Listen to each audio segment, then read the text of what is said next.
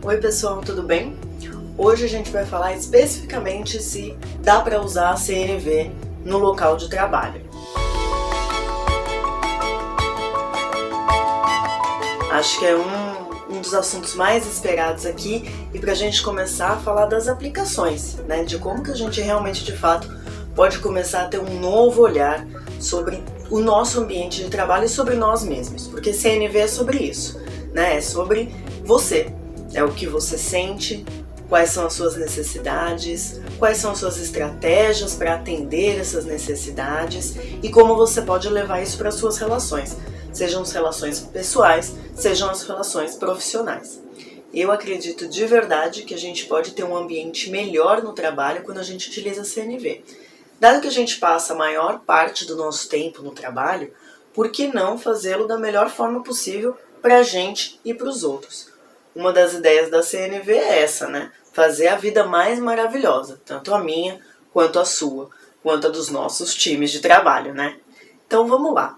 Vamos resgatar algumas coisinhas aqui da CNV e entender algumas questões em relação a ela. A primeira coisa que eu quero só ressaltar aqui é que toda pessoa que pratica ou que estuda, que treina, que se coloca a serviço de entender e de praticar a CNV, ela não é uma pessoa, um ser superior, tá? Ela não é, nossa, como uma pessoa mais iluminada, ela faz CNV, ela é uma pessoa calma, é uma pessoa que é amigável, nunca fala um palavrão, não fica com raiva. Não é isso. Nós somos pessoas normais, a gente está aqui só entendendo um processo de se conhecer melhor e tentar entender algumas coisas sobre o outro. Mas isso não tira da gente as coisas naturais, que é o sentir raiva, o se posicionar de uma forma mais firme, ou mesmo de querer falar um palavrão e tentar entender se pode ou não ali naquele momento. Então essa é uma primeira coisa. Nossa, uma pessoa que estuda, pratica, fala sobre CNV, é uma pessoa abençoada, iluminada, melhor que as outras? Definitivamente não. Quem estuda e fala e treina, enfim, quem tem a CNV na vida não é uma pessoa melhor do que outras, tá? É uma pessoa que está se propondo a ver o mundo de uma outra forma. E aí as pessoas têm liberdade de entender se isso faz sentido para elas ou não. Então esse é um primeiro ponto aqui. E por que eu quero trazer isso, né? Porque de repente a gente fala, nossa, vamos ressignificar nossas relações no trabalho, então para isso eu vou precisar mudar drasticamente. Não, não vai. Então vai por mim, porque isso aconteceu comigo. E aí tem uma segunda coisa que é lembrar alguns passinhos. A CNV tem 4 passos para a gente prestar atenção dentro do que a gente fala, do que a gente pensa e de como a gente age. O primeiro deles, para relembrar, é observação. E a observação é a gente entender o que aconteceu de fato e não o que a gente acha sobre o fato. E a gente precisa tomar alguns cuidadinhos para não transformar a observação num julgamento, ou então ter um julgamento e transformá-lo em observação, só para a gente falar, viu, essa é a observação. A minha observação é que aquela pessoa é preguiçosa porque ela chega atrasada. Isso não é uma observação, isso é um julgamento. A observação é a pessoa chegou atrasada. Ponto final. O segundo passo é sentimento. O que eu sinto em relação ao que acontece. E aí esses sentimentos podem ser confortáveis ou desconfortáveis. E aí por trás de todo sentimento tem um terceiro passo que é necessidade. E as necessidades geralmente elas não são atendidas quando há um sentimento desconfortável e são atendidas quando há um sentimento confortável. E aí a gente precisa entender quais são as necessidades que pulsam mais na gente, o que elas trazem pra gente de relevante, né? O que isso significa sobre nós. E aí o quarto passo é pedido, porque aí a gente tem a observação, a gente vê o que a gente sente, a gente identifica qual é a necessidade e a gente faz um pedido. E esse pedido, ele precisa ser entendido não como uma obrigação, e sim como uma proposta, porque aí a pessoa que recebe esse pedido pode falar para você sim ou não.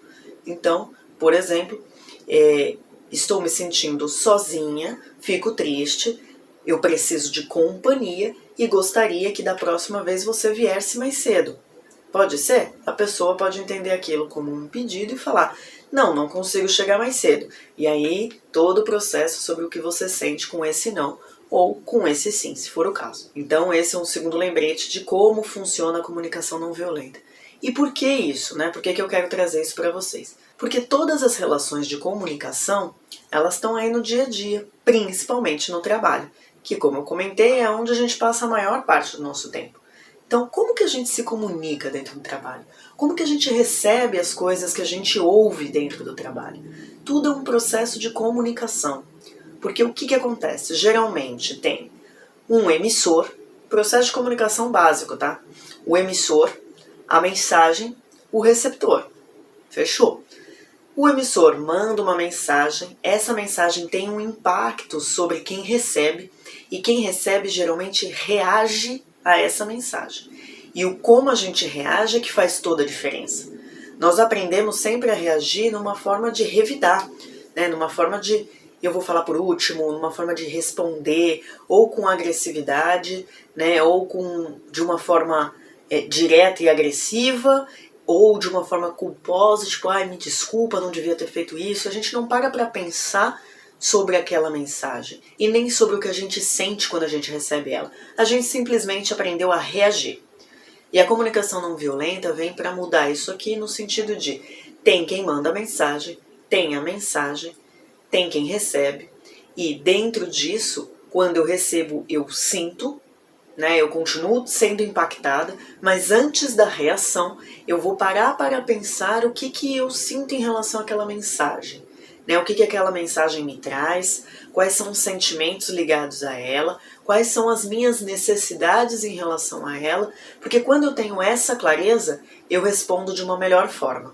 Então eu tenho essa consciência do que é importante para mim, de como aquilo me impactou, aonde impactou, porque geralmente a gente leva algumas mensagens, especialmente no trabalho, quando a gente recebe para o lado pessoal, não necessariamente deveriam ser pelo lado pessoal, vai depender do contexto, mas geralmente não é. Quando você tem, por exemplo, um atraso na entrega, o atraso na entrega não foi porque você era o PO, ou porque você não olhou alguma coisa e deveria ter olhado lá atrás, podem ser por várias coisas. Então, quando a gente recebe uma mensagem, geralmente pode chegar assim, caramba, a gente atrasou de novo. A gente atrasou de novo, quem pode ter soltado essa mensagem é uma pessoa do time, e essa mensagem vem para o PO, para mim, por exemplo, e num processo normal de ação-reação, eu recebo essa mensagem e falo, sim, claro, você também não me ajudou quando eu precisei. Veja, a pessoa soltou uma informação, essa informação está falando sobre uma entrega, não está falando sobre o trabalho da Carol. Mas a Carol recebe aquilo como pessoal, nem para pensar, fala só, ele não gosta de mim, porque é uma reação rápida, ação-reação, recebe e responde, você não me ajudou. Como se aquela pessoa fosse uma julgadora sua, né?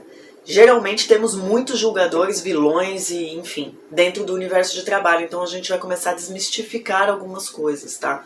Essa mensagem, por exemplo, ela não traz um viés pessoal.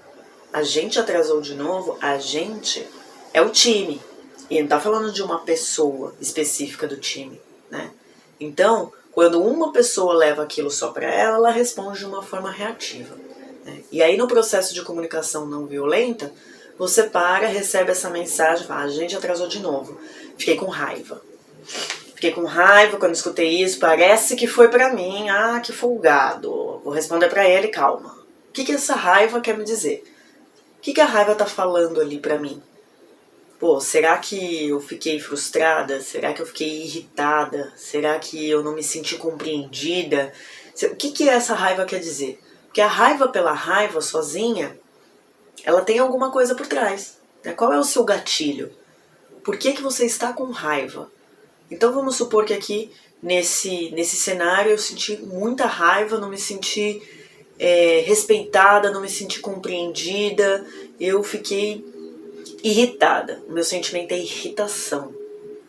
E o que está por trás da irritação? Qual é a necessidade por trás da irritação? Eu acho que eu precisava de apoio. Mais compreensão, mais apoio, mais colaboração das pessoas, porque a gente atrasou como um time, porque a gente não trabalhou como um time. Então beleza, você recebeu a mensagem, Você sentiu tudo que você tem que sentir, sinta. Sinta raiva, sinta dó, sinta pena, sinta tudo, sinta vontade de jogar tudo pro alto. Depois o meme, né? Joga tudo, ai não posso. Sinta tudo, mas analise o que você sente. Porque aí você vai ver quais são as necessidades e aí você vai responder de uma outra forma. Sim, realmente, atrasamos de novo, eu estou extremamente irritada com isso. Acho que a gente deveria trabalhar de uma outra forma da próxima vez. E eu sinto que eu preciso de mais colaboração. Né? E a colaboração para mim pode ser vocês avisarem se vocês estiverem com alguma pendência, por exemplo. Vocês podem me avisar da próxima vez? E a galera pode falar, não vou te avisar. E aí, tudo que você sente, ou, beleza, Carol, a gente entende que a gente precisa também participar desse processo e vamos tentar de uma forma diferente. É sobre isso, né? É sobre a gente começar a desconstruir algumas imagens, algumas reações que a gente já aprendeu, é natural. Porque no trabalho, né, não dá pra ter amigos no trabalho. A gente tem algumas crenças que a gente cresce com elas e a gente sem perceber vai levando e isso impacta. Então a comunicação não violenta no trabalho é possível, desde que a gente esteja aberto a entender a nós mesmos quais são essas crenças que a gente carrega e como que a gente pode colaborar com todo mundo, né, com nós mesmos e com os outros, deixando as coisas mais claras, trazendo vulnerabilidade. Olha, não estou bem hoje. Estamos falando de pessoas, né, não estamos falando de máquinas, de 0 ou 1. Né, quem está em times, né, quando a gente trabalha junto, principalmente em equipes, estamos falando sobre pessoas. Então é possível a partir do momento em que a gente realmente se interessa por pessoas, né, em que a gente esteja disposto a aprender e a participar desse processo.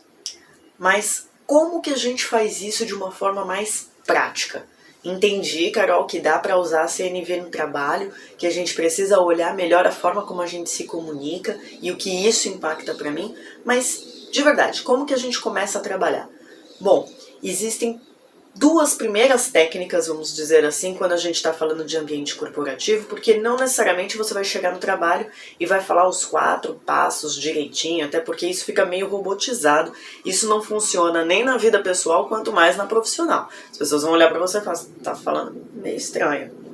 Vou te ensinar uma coisa. Qual é a sua necessidade por trás? As pessoas nem aprenderam sobre isso. Como que elas vão te responder o que é a necessidade? Então a gente precisa de algumas pequenas técnicas e para começar a gente pode ter a técnica da autoempatia e uma segunda técnica é da empatia silenciosa. Eu vou falar sobre essas 2 técnicas nos próximos vídeos, então eu espero vocês para a gente discutir um pouquinho, tá bom? Beijo e muito obrigada!